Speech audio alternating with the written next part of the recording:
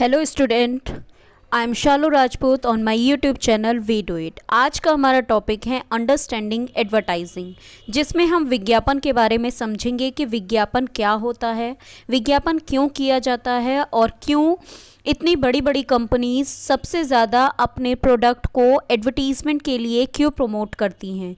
Advertising का मोटो क्या है, किस प्रकार के विज्ञापन किए जाते हैं किस तरह की वस्तु को सेल करने के लिए, ये सभी चीज़ें हम आज के इस टॉपिक अंडरस्टैंडिंग एडवर्टाइजिंग में समझेंगे। तो लेट्स स्टार्ट आवर टॉपिक। सबसे पहले व्हाट इज़ एडवर्टाइजिंग, कि विज्ञापन क्या होता है। एडवर्टाइजिंग एक तरह का एक वो कम्युनिकेशन का सिस्टम है जिसके ज़रिए से हम ऑडियंस को इस चीज़ के लिए मनाते हैं कि वो हमारी पर्टिकुलर वस्तु या सेवा को परचेज़ करें, खरीदें उन्हें। इस प्रकार से जो एडवर्टीज़मेंट का जो मेन मकसद हो जाता है वो एक तरीके से ये कन्विंस करना हो जाता है कि ऑडियंस या कंज्यूमर्स जो हैं वो हमारे प्रोडक्ट या सर्विस को परचेज़ करें। इसके लिए एडवर्टाइजिंग में अलग अलग तरह की टाइप्स ऑफ मीडिया और वैरायटी ऑफ टेक्निक्स का इस्तेमाल किया जाता है, जैसे कि हमारे न्यूज़पेपर हो गए, मैगजीन्स हो गए, radio, television, cinemas, internet, blogs, इन सभी के ज़रिए से एडवर्टीज़मेंट को बढ़ावा दिया जाता है। तो सबसे पहले हम जानते हैं एडवर्टीज़मेंट का ऑब्जेक्टिव यानी उद्देश्य, उसका पर्पस क्या है। तो सबसे पहली बात कि इंट्रोडक्शन ऑफ न्यू प्रोडक्ट, नए वस्तुओं को जो है सामने लाना, लोगों की नज़र में इंट्रोड्यूस करवाना, यही सबसे पहला मकसद होता है एडवर्टाइजिंग का। उसके बाद कि हम ऑडियंस को इस चीज़ के लिए अपने उस प्रोडक्ट के बारे में बताएं जो हमारे कंज्यूमर्स हैं उनको, और नेक्स्ट वन कि हम अपने उस ब्रांड को भी प्रमोट करें, जिस ब्रांड मीन्स एक स्पेसिफिक वस्तु जो कि अपने किसी सर्विस के लिए अपने लोगो, साइन, सिंबल, इन सब के लिए फेमस हो जाती है, यानी कि जिस एक प्रोडक्ट जिसकी अपनी एक पहचान हो उसको हम ब्रांड के नाम से कह सकते हैं। इसके अलावा लोगों के अंदर अवेयरनेस क्रिएट करना, कस्टमर्स को अट्रैक्ट करना अपने प्रोडक्ट की ओर कि वो उसे प्राप्त करने के लिए तैयार हों। इसके अलावा जो प्रोडक्ट हम सेल करना चाह रहे हैं उसका ब्रांड बने, यानी कि उसकी एक अपनी पहचान बने। नेक्स्ट वन मोस्ट इम्पॉर्टेंटली कि कोई भी अगर एडवर्टीज़मेंट करता है तो वो अपनी सेल बढ़ाने के लिए, अपने प्रॉफिट बढ़ाने के लिए ही करता है। तो एडवर्टीज़मेंट का एक ऑब्जेक्टिव और पर्पस जो है वो ये भी है कि हम जो कंपनीज़ हैं वो अपनी सेल और प्रॉफिट को इंक्रीज़ करना चाहते हैं। इसके अलावा प्रोडक्ट के प्रति जो डिज़ायर है कंज्यूमर्स की वो उसको क्रिएट करना, ये भी एडवर्टीज़मेंट का एक मेन पर्पस बन जाता है। अब हम बहुत देर से बात कर रहे हैं कि ब्रांड ब्रांड ब्रांड, तो ब्रांड वर्ड क्या है। एडवर्टाइजमेंट के जो ये पूरी दुनिया है इसमें जो वर्ड ब्रांड है, ब्रांड का मतलब है एक आइडेंटिटी किसी प्रोडक्ट की, किसी सर्विस की और किसी बिज़नेस की। सपोज़ कीजिए आप नाम सुनते हैं किसी एक बिज़नेस का, तो वो क्या है, नाम अब आपके दिमाग में चढ़ा हुआ है तो इट मीन्स आपकी नज़र में उसकी एक पहचान बनी हुई है। फॉर एग्ज़ाम्पल यहाँ पे हम एक बैग का एग्ज़ाम्पल दिया है, ये यहाँ पर देखिएगा, ये इसका लोगो दिया गया है जो कि इस ब्रांड का हैंडबैग है। ये इसकी एक आइडेंटिटी है, ये लोगो इस बैग की आइडेंटिटी है कि ये इस कंपनी का है और इसकी क्वालिटी इसके नाम से ही बिकती है। तो इस तरीके से एक ब्रांड क्या हो सकता है, एक नेम भी हो सकता है, एक लोगो भी हो सकता है, एक साइन, एक सिंबल या एक स्लोगन भी हो सकता है। जैसे कि आप कैडबरी मिल्क के लिए कह सकते हैं कि कैडबरी मिल्क का स्लोगन क्या है, तो वो जो स्लोगन है वो कैडबरी मिल्क की पहचान है। तो देन इस तरीके से ब्रांड्स जो हैं वो एक प्रोडक्ट को उसकी एक आइडेंटिटी गिवन आउट करते हैं। अच्छे ब्रांड्स भी कई तरह के होते हैं, मींस कि अगर कोई एक वस्तु किसी, जब वो ब्रांड बन जाती है, ब्रांड किस तरह से बनती है, जब उसको प्रमोट करने के लिए प्रोसेस की जाती है ब्रांडिंग, जिसे कहा जाता है ब्रांडिंग या ब्रांड बिल्डिंग। जब एक तरह का प्रोडक्ट कई देशों में बिकने लग जाता है तो इस तरह से वो जो ब्रांड है वो आपका क्या बन जाता है, एक इंटरनेशनल ब्रांड। जैसे कि ये जो ब्रांड है ये एक इंटरनेशनल ब्रांड है। इसके अलावा कोई एक ब्रांड अगर वो खाली अपने ही देश में बिकता है तो वो एक नेशनल ब्रांड है।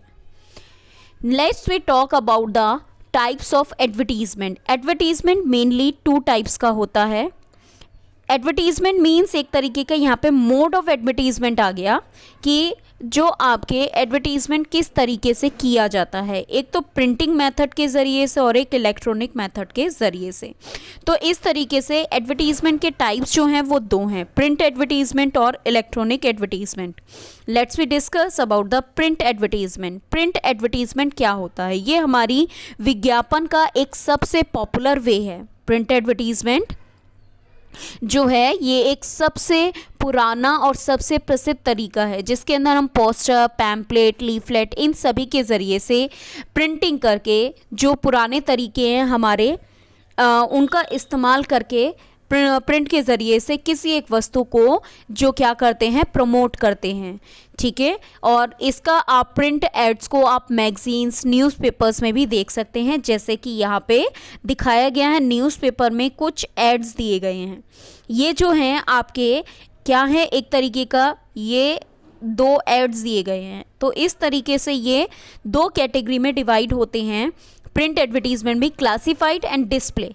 क्लासिफाइड इस एक तरह का जिसमें केवल बेसिक फैक्ट्स और कुछ जानकारी गिवन आउट होती है, जैसे कि आपके मैट्रिमोनियल एड्स हो गए, प्रॉपर्टी एड्स हो गए, जो कि यहाँ पर गिवन है। These are the classified ads. अब हम बात करें डिस्प्ले एड्स की। डिस्प्ले एड्स जैसे आपने होर्डिंग्स देखे होंगे बड़े बड़े साइज में, जैसे कि यहाँ पे आपको पिक्चर में भी दिख रहा होगा कि यहाँ पे कि एक बड़े साइज़ में कोई ऐड गिवन करना जिसे ज़्यादा स्पेस की ज़रूरत हो, जो ज़्यादा कलरफुल, अट्रैक्टिव दिखे, जिसमें इमेजेस हों। तो इस तरह के एड्स जो होते हैं वो डिस्प्ले एड्स के अंतर्गत होते हैं। इसमें भी मैगज़ीन, न्यूज़पेपर जो हैं वो भी डिस्प्ले एड्स करते हैं।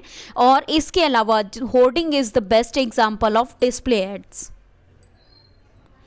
बात करें इलेक्ट्रॉनिक एडवर्टीज़मेंट की। इलेक्ट्रॉनिक एडवर्टीज़मेंट एक सबसे बढ़िया मोड है जो कि इलेक्ट्रॉनिक मीडिया के माध्यम से किया जाता है। नाम से ही पता चल रहा है, इलेक्ट्रॉनिक मोड के ज़रिए से आप अगर कोई विज्ञापन कर रहे हैं, यहाँ पे इलेक्ट्रॉनिक की स्पेलिंग बाय मिस्टेक गलत हो गई है।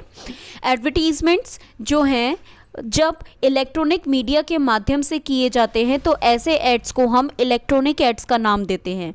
कुछ एड्स जैसे कि आपके रेडियो, टीवी, इन सब के ज़रिए से लोगों को अट्रैक्ट करने के लिए बनाए जाते हैं या प्रमोट किए जाते हैं या प्रसारित किए जाते हैं। तो ऐसे एड्स, इसीलिए यहाँ पे टीवी एडवर्टाइजिंग वर्ड यहाँ पे मेंशन किया गया, which is the best example of electronic advertisement. कुछ छोटे छोटे सॉन्ग्स भी कई बार गाए जाते हैं, या कह लीजिए कुछ छोटे छोटी राइम्स के ज़रिए से, लाइनों के ज़रिए से इलेक्ट्रॉनिक एड्स को सपोर्ट किया जाता है प्रोडक्ट को, अपने प्रोडक्ट को एनकरेज करने के लिए।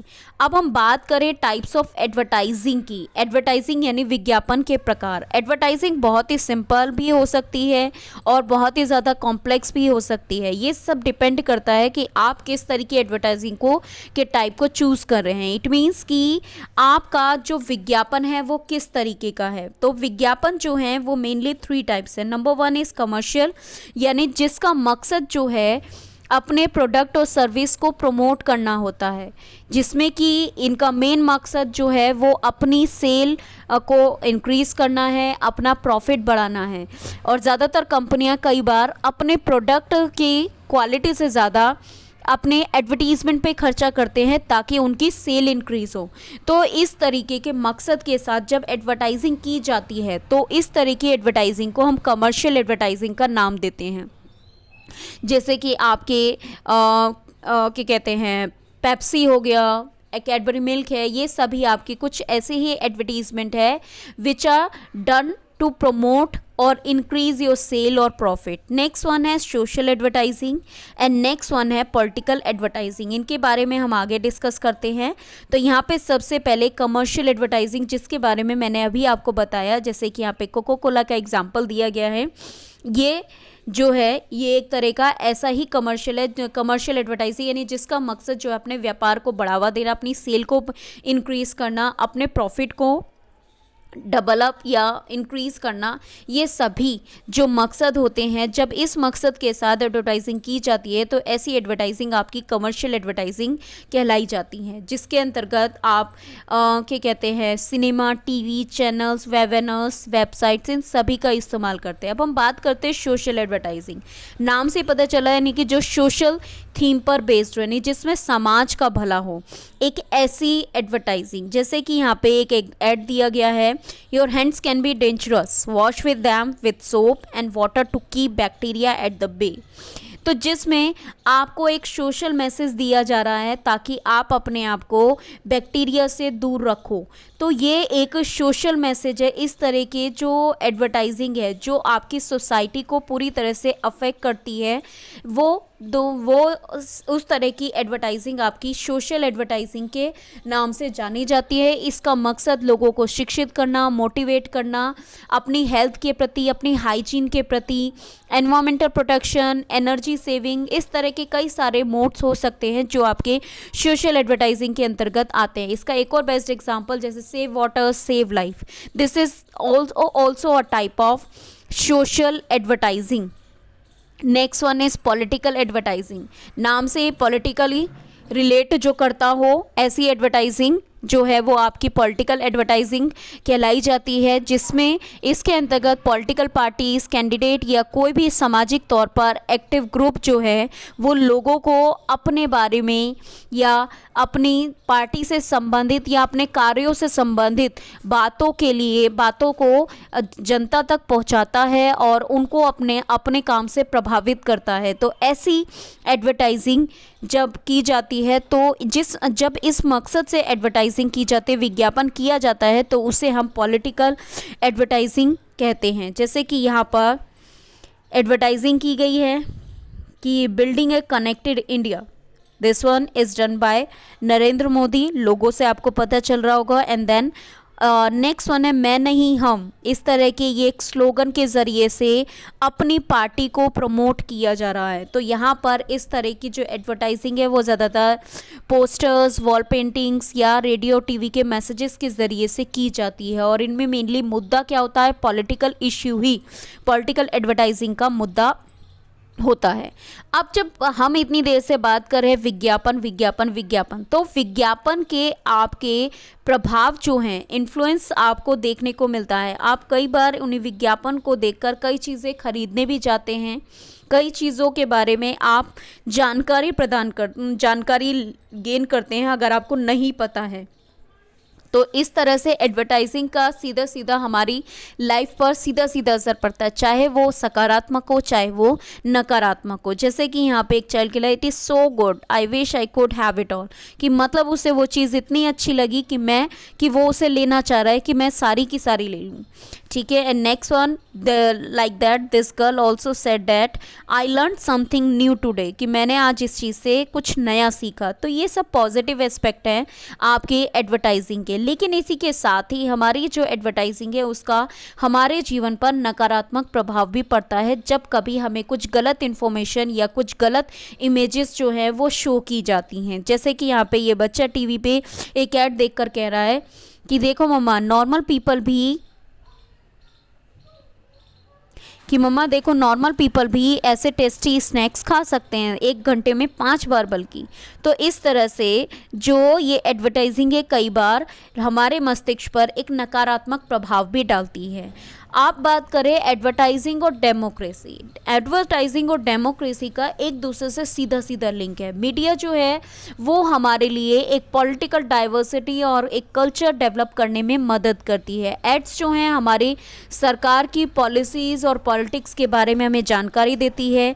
इस तरीके से एडवर्टीजमेंट एक जो है हमें किसी भी प्रोडक्ट के बारे में सूचना देने के बारे में तो जानकारी देती ही है आम जनता को, इसके अलावा लोगों के अंदर एक ओपिनियन बनाने में भी मदद करती है, जिससे कि वो लोकतांत्रिक वाद विवाद या चर्चा में अपना योगदान देते हैं। इस तरीके से एडवर्टाइजिंग और डेमोक्रेसी दोनों ही जो है, दोनों का एक दूसरे से आपसी और गहरा संबंध बन जाता है। जैसे कि अब हम बात करें कि कई सारे वेलफेयर मेजर्स जो है वो सरकार के द्वारा सोशल एडवर्टाइजिंग के ज़रिए से प्रमोट किए जाते हैं। जैसे कि वैक्सीनेशन प्रोग्राम में पोलियो का टीकाकरण के लिए एक 2 बूंद जिंदगी की, इस तरह का टाइटल देकर जो है प्रमोट करने के लिए काम किया गया। नेक्स्ट वन है स्वच्छ भारत अभियान, जिसके ज़रिए से पूरे देश को स्वच्छ करने की बात कही गई। इस तरीके से मीडिया और एड्स ये दोनों ही नागरिकों को जो है अपने देश के प्रति, अपने जो नगर के प्रति जिम्मेदार बनाने में मदद करते हैं, जो हमारी लोकतांत्रिक देश के लिए सबसे ज़्यादा ज़रूरी है। और इस सब में जो है मीडिया और एडवर्टाइजिंग एक अहम भूमिका निभाती है और इस तरीके से ये इंश्योर करती है कि एक लोकतांत्रिक समाज में फ्रीडम ऑफ स्पीच और एक्सप्रेशन जो है वो एग्जिस्ट करती है। तो थैंक यू।